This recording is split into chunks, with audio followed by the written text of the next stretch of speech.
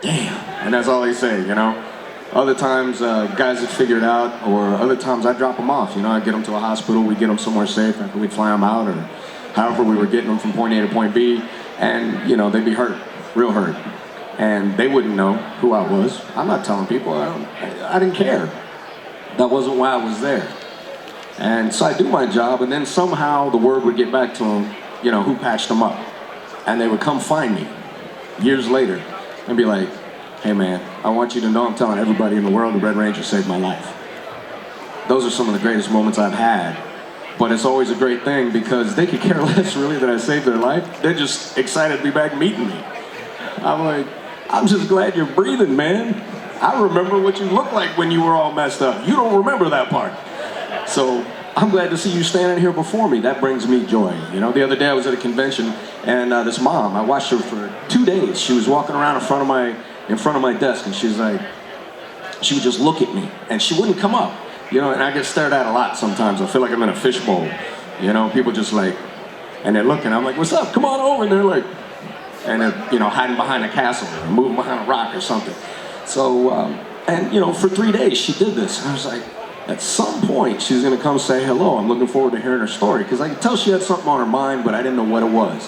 Finally, the 3rd day she comes over and she's like, I wanted to wait for the lines to die down because I wanted to share something from my son. And I wanted to share something from me.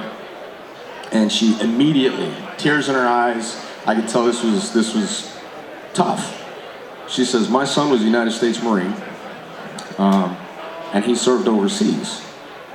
And I want you to know that he came home to me because you saved his life. And I just, still kind of chokes me up. And she said, so he wanted me to say thank you. He wasn't in the area. And she said, and then I want to say thank you as a mother. And, you know, those moments, boys that I was with in the Middle East, Power Rangers wasn't what was important. It was about us keeping each other alive and safe, you know? So powerful moments like that come to me because I'm back out now for the show, but I'm running into other brothers that I've served with.